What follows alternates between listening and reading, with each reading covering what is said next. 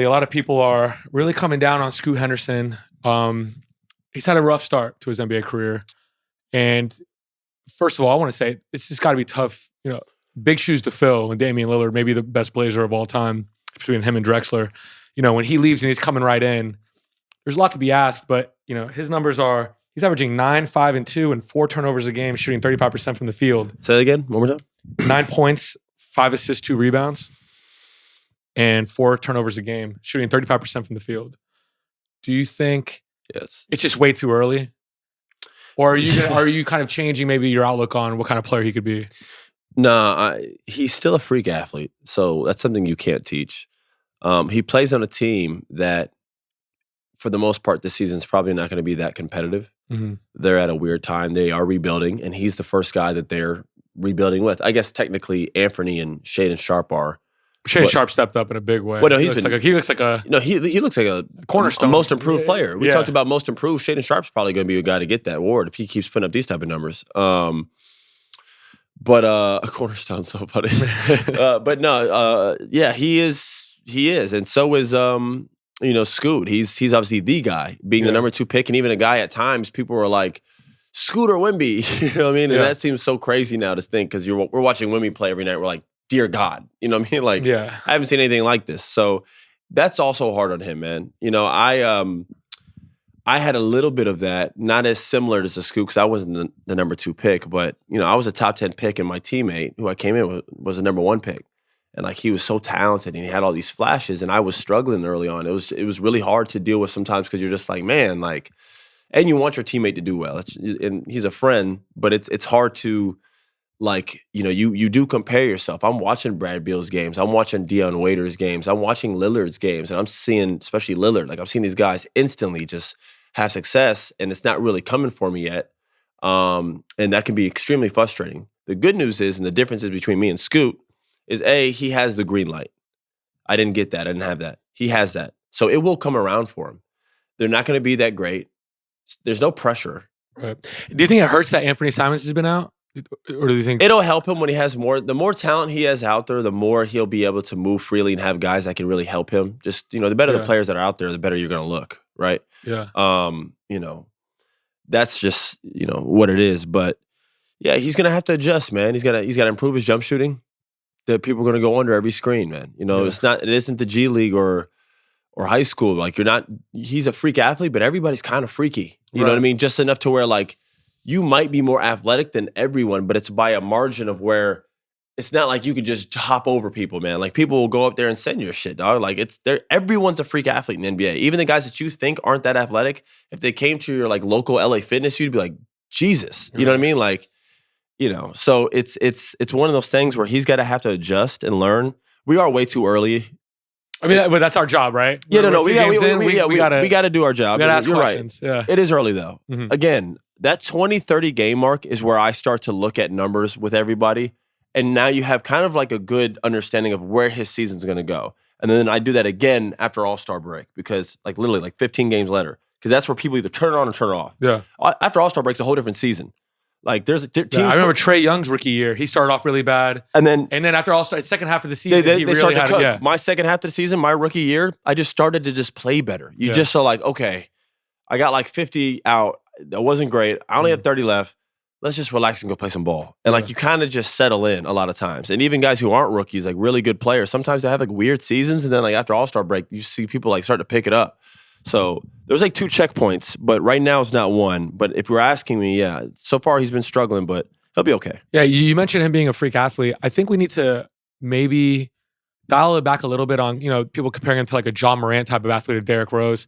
It's a little different. It's more, to me, and tell me if I'm wrong, more of like a physical, strong, like a Baron Davis type of freak athlete. Yes. Comparing him to like a John Morant, he's not, flying around. No. Yeah, that's different, man. Yeah. People have no idea what that's. I'm telling you, that's different. It's unfair. No, it's ridiculous. Like he is more of. It's a great comparison, like you said.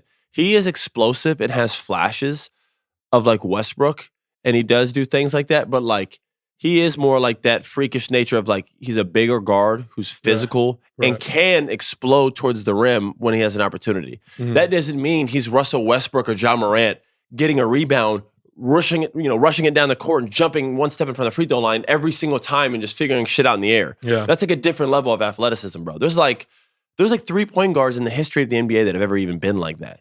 Yeah. Derek, Russell, and Ja. And Dennis Smith Jr. So I'm just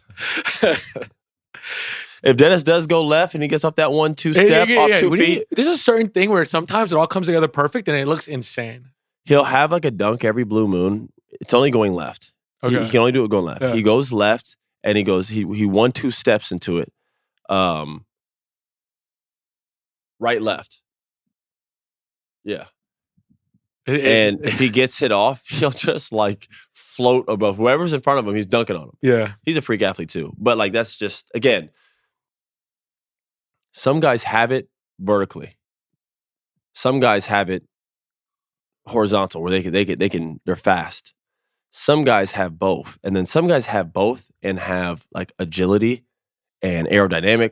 And they have like good they have good aerodynamics. Yeah. They have good body movement. They have good body control. Like some guys just put it together. They got everything, man. They're just that's what Scoot might be lacking in the verticality of it. He has in the physical. Yeah, he has physical stuff. Yeah. And then like there's some that have everything. Like Russell was physical, strong, fast. Yeah. Derek had like for instance, Ja has everything but physical. Mm-hmm. That's the one thing he's missing is because he has everything else. Russ and Derek had everything of all things. Right. We've never seen anything like it. Yeah. Where would you categorize John Wall into all of that? Because he was one of the fastest guys with the ball. He was. In his prime. I compare him to like a De'Aaron Fox. They're super fast with the ball, can explode at the rim, but there's just it's just different, man. Like the way those other guys explode, they almost rely on it. Where like De'Aaron has a whole different game. Yeah. John was like more quick layups to the basket, and every once in a while he'll go a little slippery. He'll go up that 1 foot and he'll catch somebody slipping because he's explosive. Where like Derek and Russ are trying to get to the basket every time. Ja Morant, they are literally relying on getting layups, going at bigs, and finishing over them. It's just like a different type of thing. You know what I mean? Yeah. Whereas Derek and John play the game, and then sometimes when they have an opportunity, they'll meet you at the rim and punch on you because they are freaky athletes, but they're just fast. Where like Derek and these other guys are literally coming down, trying to find a way to get to the basket so they can go finish 7-footers. It's just different. Yeah. Right. All right, so 4 guys played last night that I want to bring up and kind of get your take on them. I'm going to start off with Scottie Barnes. He's shooting 51% from the field, 42 from 3, and he's averaging 23, 10, and 6. 36 minutes a game. I think at the very least, he has established himself as the guy. Siakam, OG, great players. Scottie Barnes is their guy. He's probably going to be an all-star this year if he keeps playing like this. What do you think about the way he's been playing? Because last year, I think we both agreed, not that he played bad, but he didn't take the step we thought he would after a Rookie of the Year campaign. Yeah. What's funny is him and Evan Mobley kind of both went through the same thing. They both had spectacular rookie years. Obviously, Scottie Barnes got the Rookie of the Year award, but I think Evan Mobley had some injuries that he was the leader. And he was the leader until the injuries, and even so, he was right behind him for the voting. Yeah. They come back their sophomore campaign. Neither of them played bad. They didn't take that step. It was almost like they were kind of the same as the rookie, even might have been a little bit worse in some areas of numbers. So which happens a lot. And both of them are playing with good players around them too. Yeah, exactly. Yeah. So it's not like they're just on some like garbage team. Like they both are like a part of good organizations, whatever. And, it just seemed like everybody wanted them to take that step towards like stardom, like all-star type, and it just didn't happen. This year, Scottie's doing that, it looks like. You know what he's doing, though? He's just playing basketball.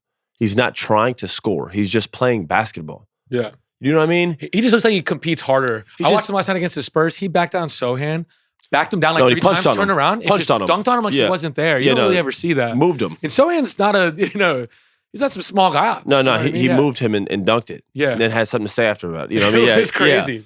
Yeah.